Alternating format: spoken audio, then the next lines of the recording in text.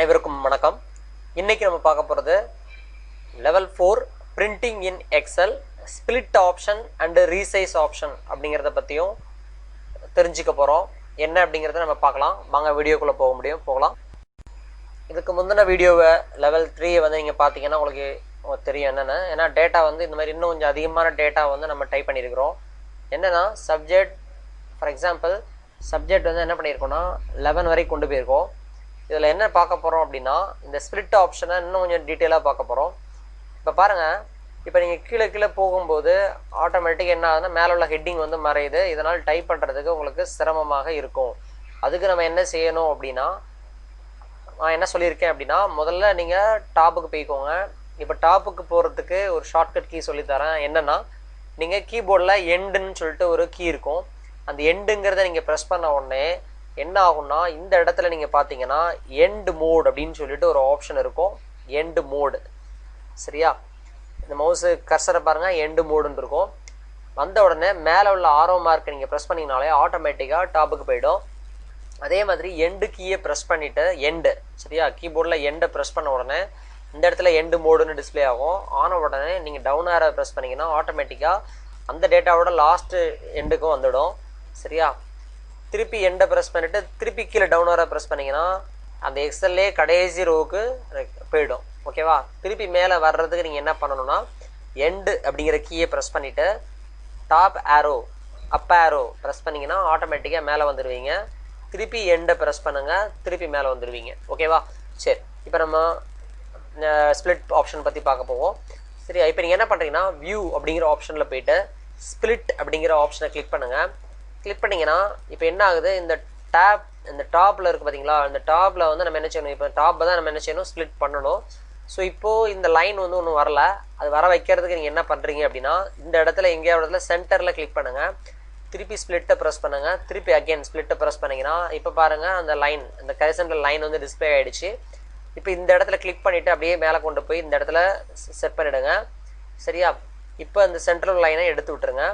இப்போது freeze pants கொடுத்துட்டு freeze பேண்ட்ஸை மட்டும் கிளிக் பண்ணுங்கள். இப்போ பாருங்கள், கீழே போகும்போது அந்த டாப் வந்து என்ன செஞ்சது, ஆட்டோமேட்டிக்காக வந்து உங்களுக்கு டிஸ்பிளே ஆகிட்டே இருக்கும்.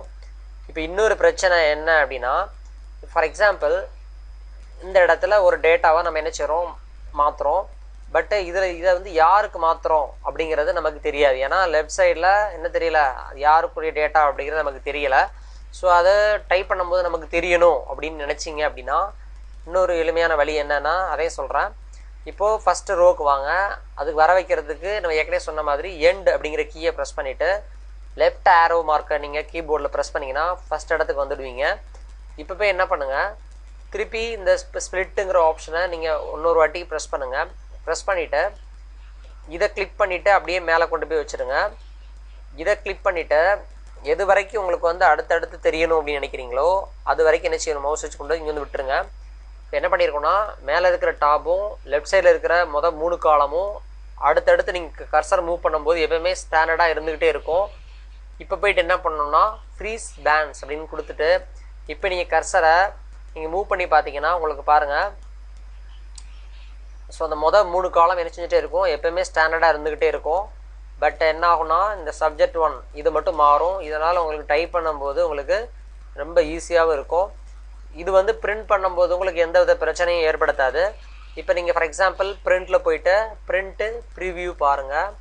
சப்ஜெக்ட் 8 வரைக்கும் இருக்குது, 1001ங்கிற ஸ்டூடெண்ட் ஐடிக்கு. இப்போ நெக்ஸ்ட் பேஜ் பாருங்கள், சப்ஜெக்ட் 9லேருந்து சப்ஜெக்ட் 11 டோட்டல் முடிஞ்சிருச்சு, சரியா?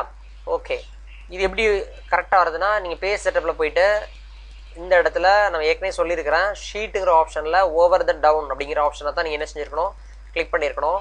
ஓகே கொடுங்க. இப்போ க்ளோஸ் பிரிண்ட் ப்ரிவ்யூ அப்படிங்கிறத கொடுங்க, ஓகேவா? இது புரிஞ்சுக்கிட்டிங்களா? ஃப்ரீஸ் பேண்ட்ஸ் எப்படி யூஸ் பண்ணுறதுன்னு தெரிஞ்சுக்கிட்டீங்க, சரியா?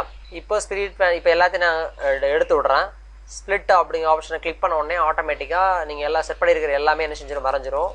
நீங்கள் செக் பண்ணி பார்க்குறதுக்கு கீழே வரைக்கும் மூவ் பண்ணுங்கள், பார்த்தீங்களா? எல்லாம் மறைஞ்சிட்டு, சரியா? ஸோ திருப்பி எப்படி ஸ்பிளிட் பண்ணுறதுங்கிறத நீங்கள் இன்னொரு வாட்டி செஞ்சு பார்த்துக்கோங்க. ஓகே, அடுத்து நம்ம இன்னொன்று என்ன தெரிஞ்சுக்க போகிறோம் இன்றைக்கி அப்படின்னா, வியூங்கிற டேபை கிளிக் பண்ணிங்கன்னா அதில் வந்து ஜூம் அப்படின்னு சொல்லிட்டு ஒரு ஆப்ஷன் இருக்குது. அதே மாதிரி ஜூம் டு செலெக்ஷன் ஒரு ஆப்ஷன் இருக்குது. அப்புறம் 100% இருக்குது. இதை கிளிக் பண்ண என்ன ஆகும் அப்படின்னா இந்த ஜூம் அப்படிங்கிறத கிளிக் பண்ணும்போது இதில் 200% அப்படின்னு கொடுத்துட்டு ஓகே கொடுக்குறேன். கொடுத்த உடனே நீங்கள் டைப் எடுக்கிற டேட்டா வந்து கொஞ்சம் பெருசாகும். ஆனால் இது பார்க்குறதுக்கு மட்டும்தான். ஆனால் பிரிண்ட் அவுட் எடுத்தால் ஏற்கனவே இருக்கிற மாதிரி தான் இருக்கும். எப்படி இருக்குன்னா நீங்கள் பிரிண்ட் ப்ரிவியூவே பாருங்கள். ஜூம் பண்ணுறதுனால எந்த டிஃப்ரென்ஸும் கிடையாது. பட் நீங்கள் டைப் பண்ணும்போது என்ன பண்ணிக்க முடியும், கொஞ்சம் ஜூம் பண்ணி நீங்கள் பார்த்துக்க முடியும். சரியா? திருப்பி பழையபடி கொண்டு போகணும் அப்படின்னா நீங்கள் 100% நீங்கள் கொடுத்துட்டீங்க அப்படின்னாலே ஆட்டோமேட்டிக்காக பழைய நிலைமைக்கு அது போயிடும். இன்னும் ஜூம் கிளிக் பண்ணுங்க. இதில் 50% கொடுத்தீங்கன்னா ஆட்டோமேட்டிக்காக இன்னும் கொஞ்சம் அந்த டெக்ஸ்ட் வந்து குறையும். திருப்பி ஜூமை கிளிக் பண்ணுங்கள். 100% கொடுங்க. ஓகே கொடுங்க. அவ்வளோதான். ஸோ இதுதான் வந்து ஜூம்ங்கிற ஆப்ஷன்.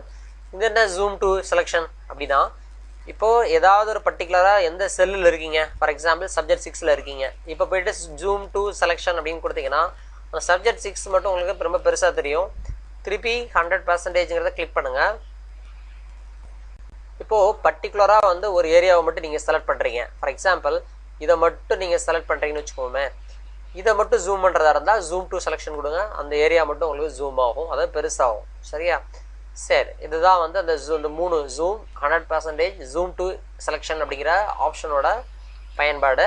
இதில் இன்னொன்று என்ன பார்க்க போகிறோம் அப்படின்னா, இதுலேயே பார்த்தீங்கன்னா நார்மல், பேஜ் லேஅவுட், அதுக்கப்புறம் பேஜ் பிரேக் ப்ரிவியூ அப்படின்னு சொல்லிட்டு 2-3 ஆப்ஷன் ப்ரிவியூ ஆப்ஷன்ஸ்லாம் இருக்குது.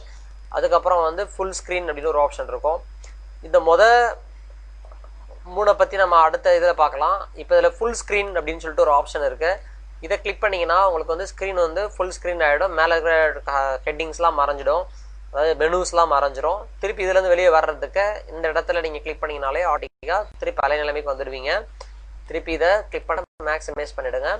இதிலே பார்த்தீங்கன்னா கிரிட் லைன்ஸ் அப்படின்னு சொல்லிட்டு ஒரு ஆப்ஷன் இருக்குது. அதுக்கு முன்னாடி நார்மல் அப்படிங்கிறத கிளிக் பண்ணிக்கோங்க. இதில் கிரிட் லைன்ஸ் அப்படிங்கிற ஆப்ஷனை கிளிக் பண்ணிட்டீங்க அப்படின்னா உங்களுக்கு வந்து டைப் பண்ணிருக்கிற இடத்த தவிர மற்ற இடத்துலலாம் அந்த பாக்ஸ் வந்து மறைஞ்சிரும். திருப்பி கிரிட் லைன்ஸ் கிளிக் பண்ணுங்கள். அப்புறம் ஃபார்முலா பார், அதாவது எந்த செல்லில் டைப் பண்ணுறோம் அப்படிங்கிறத இப்போ காமிக்கிறதுக்கு தான் அந்த ஃபார்முலா பார். ஸோ அந்த செல்ல அந்த ரோ அந்த டூல் அந்த இதை மறைக்கணும் அப்படின்னு நினச்சிங்கன்னா ஃபார்முலா பாரை கிளிக் பண்ணுங்கள், ஆட்டோமேட்டிக்காக மறைஞ்சிடும். அதே மாதிரி இந்த ABCDH இந்த மேலே எழுதிருக்கு பார்த்தீங்களா, இதையும் நீங்கள் தெரியக்கூடாது எனக்கு அப்படின்னு நினைக்கிறீங்கன்னா ஹெட்டிங்ஸ் அப்படின்னு கிளிக் பண்ணுங்கள், உங்களுக்கு அதுவும் மறைஞ்சு போயிடும்.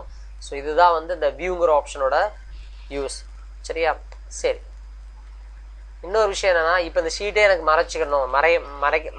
மறைக்கணும் அப்படின்னு நினச்சிங்கன்னா இதில் ஹைடுன்னு ஒரு ஆப்ஷன் இருக்கும். நீங்கள் ஹைடு கொடுத்தோன்னே என்ன பண்ணீங்கன்னா அந்த அந்த டேட்டாவே உங்களுக்கு எல்லாமே மறைஞ்சு போயிடும். இப்போ போயிட்டு நீங்கள் அன்ஹைட் அப்படின்னு கொடுத்துட்டிங்கனாலே ஸோ அந்த திருப்பி நீங்கள் ஹைட் பண்ண டேட்டாவை திரும்பி நீங்கள் கொண்டு வந்துக்க முடியும். ஓகேவா? சரி, நன்றி, வணக்கம். நெக்ஸ்ட் வீடியோவில் நம்ம வந்து அடுத்த ஆப்ஷனை பற்றி நம்ம பார்க்கலாம்.